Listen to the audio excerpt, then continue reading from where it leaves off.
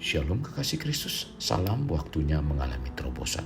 Kita sebagai anak-anak Tuhan tentunya tidak luput dari permasalahan-permasalahan, entah dalam keluarga, kantor, dan lainnya. Hari ini, para pendengar renungan melekat dalam Tuhan, saya berharap kita semua untuk tidak mudah menyerah, melainkan tetap beriman dalam Tuhan. Mari kita berdoa. Tuhan Yesus, terima kasih buat waktu yang indah pada kesempatan hari ini Tuhan. Bukakan hati dan pikiran kami untuk ditaburi kebenaran firman-Mu. Biarlah firman-Mu tertanam dalam hati kami, sehingga firman tersebut terus makin bertumbuh dan menghasilkan buah-buah yang baik yang dapat dinikmati oleh banyak orang, bahkan menjadi satu kesukaan Engkau Tuhan. Tuhan, siapkan sekali lagi hati dan pikiran kami Tuhan Yesus. Terima kasih Tuhan Yesus. Dalam nama Tuhan Yesus kami berdoa. Amin. Melekat dalam Tuhan bertema tetap beriman di tengah tantangan. Firman Tuhan terdapat dalam kitab Kolose 2 ayat 6 sampai dengan 7. Demikian firman-Nya. Kamu telah menerima Kristus Yesus, Tuhan kita.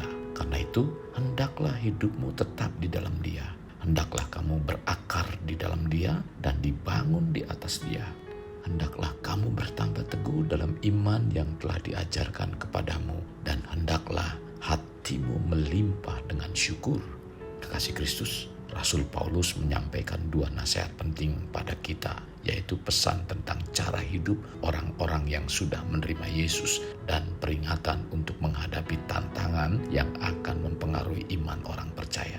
Kenapa Paulus menyampaikan hal ini?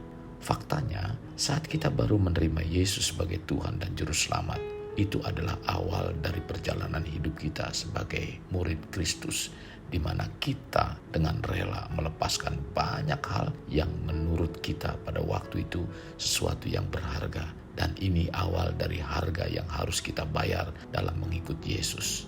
Seiring berjalannya waktu dalam pengiringan kita dalam Tuhan Yesus, tentu ada banyak hal terduga yang kita hadapi dengan berbagai tantangan.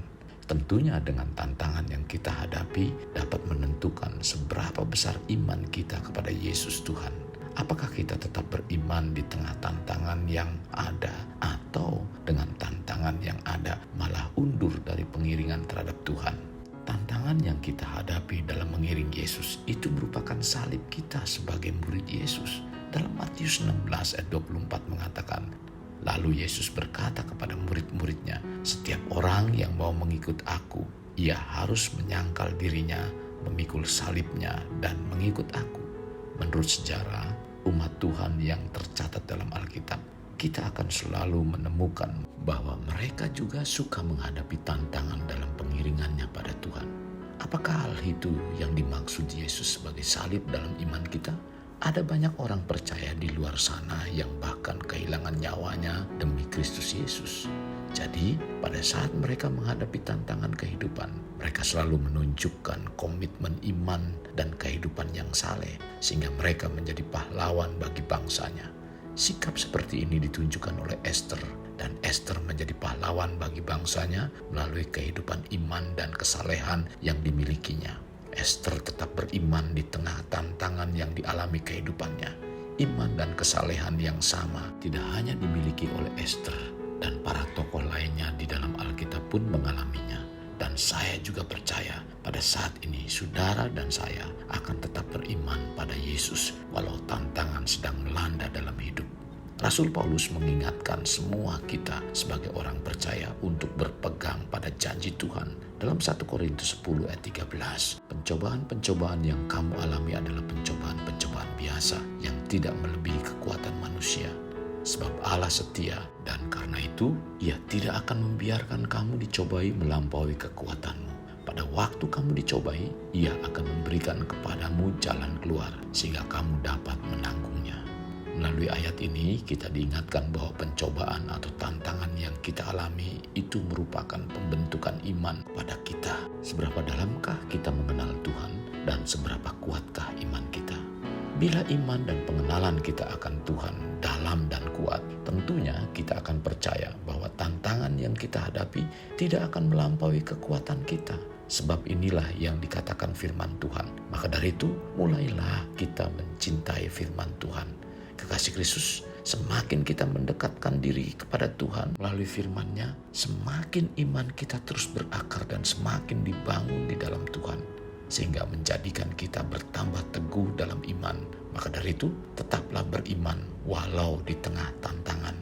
Untuk berakar di dalam Tuhan, itu merupakan hal yang sangat penting sekali. Karena dengan berakarnya iman kita kepada Tuhan, kita dimampukan untuk menangkal berbagai tantangan, baik itu dari masalah kehidupan dan kemewahan dunia, maupun ajaran-ajaran palsu yang berusaha untuk menggoyahkan iman kita. Kekasih Kristus, kita dalam mengiring Tuhan bukan hanya sekedar tahu tentang Tuhan dan kita beriman padanya, tetapi kita harus seirama antara iman dan tindakan atau perbuatan kita. Memang kita diselamatkan hanya iman dalam Yesus, tetapi iman yang benar akan nampak dalam hidup kita dengan hidup yang taat kepada perintah Tuhan. Bila para tokoh Alkitab dalam menghadapi tantangan, mereka tetap beriman di tengah tantangan yang mereka hadapi. Kita juga dapat melakukan hal yang sama jika kita benar-benar mau mengandalkan Tuhan. Hari ini, mari kita ambil komitmen untuk mau bertumbuh dan berakar di dalam firman Tuhan di setiap harinya dengan tetap beriman dalam Tuhan di tengah tantangan apapun dalam hidup kita. Kekasih Kristus, mari kita alami terobosan hidup. Untuk mengalaminya, mulailah dengan mengenal prinsip-prinsip kerajaan Allah serta menjadi warga kerajaan. Kita berdoa. Tuhan, terima kasih buat firman Tuhan hari ini. Sungguh menguatkan iman percaya kami ketika kami menghadapi berbagai macam persoalan dan masalah yang ada di dalam kehidupan kami, Tuhan. Biarlah kami tetap beriman di dalam Engkau, sekalipun tantangan yang kami hadapi tidak ringan. Tuhan, pimpin kami supaya kami tetap beriman, tetap kokoh iman kami di dalam kebenaran firman-Mu. Kami percaya Tuhan terus akan bekerja dalam kehidupan kami. Tuhan terus akan menolong dan akan memimpin, bahkan membawa kemenangan demi kemenangan satu persatu, dari kemenangan yang satu menuju pada kemenangan yang lain. Itulah yang kami percayai di dalam Engkau. Terima kasih Tuhan Yesus. Ini doa dan permohonan kami yang kami alaskan di dalam nama Tuhan kami Yesus Kristus kami berdoa. Amin. Kasih Kristus, mari kita kedahkan kedua tangan kita. Terimalah anugerah berkat dari Allah Bapa, kasih sayang daripada Yesus Kristus dan persekutuan dengan Roh Kudus yang mencurahkan berkat secara rohani, berkat secara jasmani dan berkat secara ekonomi, di mana berkat Abraham, berkat Ishak, berkat Yakub dicurahkan dan dilimpahkan dari saat sekarang sampai Maranatha tiba dalam nama Tuhan Yesus. Amin. Sampai jumpa di renungan berikutnya. Tuhan Yesus memberkati. Jangan lupa like, share, dan subscribe.